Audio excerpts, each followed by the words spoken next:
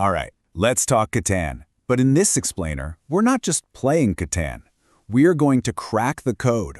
We're going to break down the single most powerful playbook that champions use to consistently, and I mean consistently, dominate the board. Think of this as a masterclass in turning a game of chance into a game of pure, repeatable strategy. So, have you ever wondered how the pros really win? I mean, if you think it's all just about getting lucky with the dice, you are missing the entire game.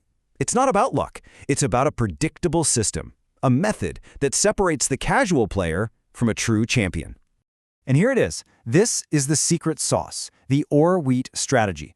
This is by far the most reliable path to victory in competitive Catan, and it's all about focusing on two things: building cities and buying development cards. You put those two together, and you create this unstoppable engine that just churns out resources and victory points way faster than anyone else at the table. So here's our game plan. We'll start with the Champion's opening gambit. Then we'll dive into early expansion and a little bit of deception. After that, it's all about building the city engine. Then we get into the fun stuff, political warfare. And finally, how to pull off that incredible surprise victory at the end. Okay, Section 1, the opening gambit. And you're going to want to listen very closely here, because top players will tell you that over 70% of games are basically decided before a single die is rolled. It all comes down to where you put your first two settlements. And this isn't a gut feeling, it's pure, cold, hard math. Now this table, this is the engine room of our entire strategy. See, with two dice, there are 36 possible outcomes, and the most common results are 6s and 8s. Champions don't hope for resources, they place their settlements where the math guarantees production. A settlement on a 6 or an 8? That's a resource factory. A settlement on a 2 or a 12? That's a wasteland. You have to trust the probability. So, how do we put this math into action? Well, your first settlement needs to lock down a high probability ore and wheat spot. Think an 8 ore right next to a 6 wheat. Perfect. Then, your second settlement is all about grabbing the wood and brick you need to expand. But here's the real pro move. Beginners plan their first two settlements. Champions, they already know exactly where their third one is going before the game even starts. They're already playing 3 moves ahead. All right, on to Section 2, early expansion and deception. So, you're all set up for success. Now, in the early game, you've got 2 goals. First, expand just enough to secure your territory. And second, just as important, you need to manipulate how your opponents see you. This right here, this is the golden rule of early game Catan. If you look like you're in the lead, I guarantee the robber is going to live on your best tile and nobody is going to trade with you. The key is to quietly build your power base while making someone else look like the big threat. You got to fly under the radar until it's too late for them to do anything about it. So how do you pull that off? It's simple. Let your brick and wood cards pile up in your hand. Just let them sit there. Your opponents are going to see that and think, oh, he's just a road builder, he's no threat. They'll put the robber on your wood or brick tile, thinking they're hurting you. Meanwhile, your real power, your ore and wheat hexes are left completely untouched, just waiting to fuel your mid-game explosion. Okay, Section 3. This is where we pivot, hard. You've got your expansion spot, you've thrown your opponents off your trail, and now it's time to cash in.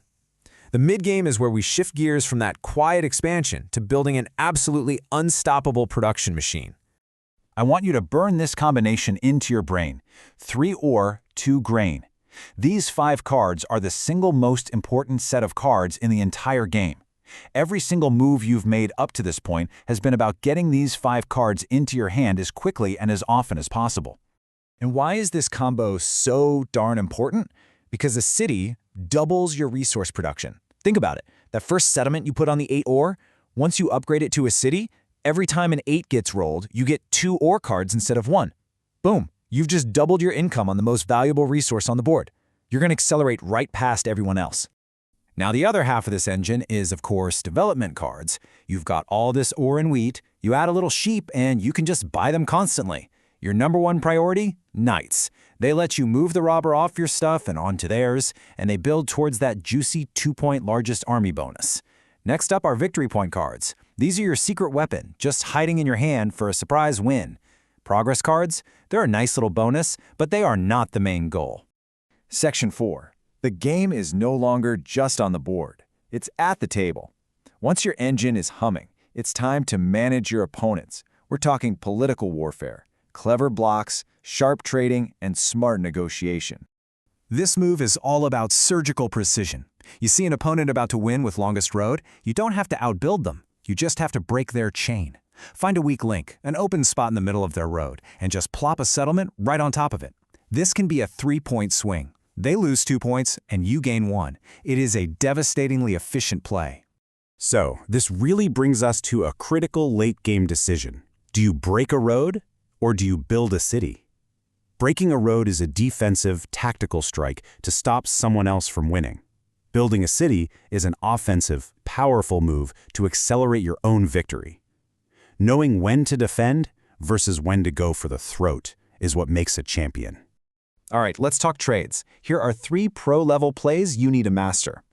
First, if you control a rare resource like ore, you are the bank. Don't you dare trade 1 for 1. You demand 2 cards for your 1.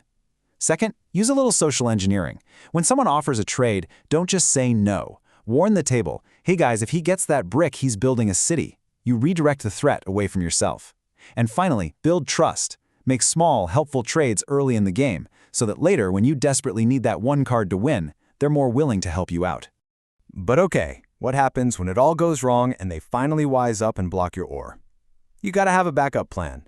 Pivot to a port on the coast. A 2-for-1 ore port is a game changer.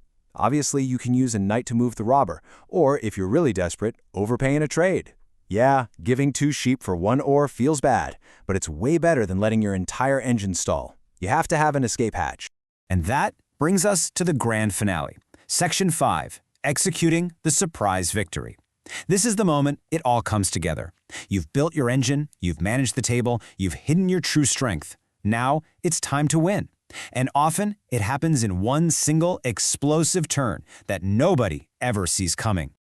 So check this out. Here's how the final play usually unfolds. You start your turn, and you look totally non-threatening.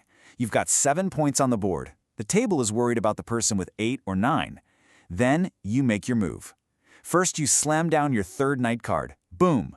You just stole largest army. That's 2 points. You're at 9. Then, for the final blow, you flip over that victory point card you've been hiding all game. That's 1 more point. You calmly say, 10 points, and the game is over. You just went from 3rd place to 1st in a single turn, all part of the plan. So there you have it, the ore-wheat strategy, from start to finish. It's a powerful mix of math, misdirection, and pure momentum. The real question is, now that you've got the champion's playbook in your hands, what's the first thing you're going to do differently in your very next game?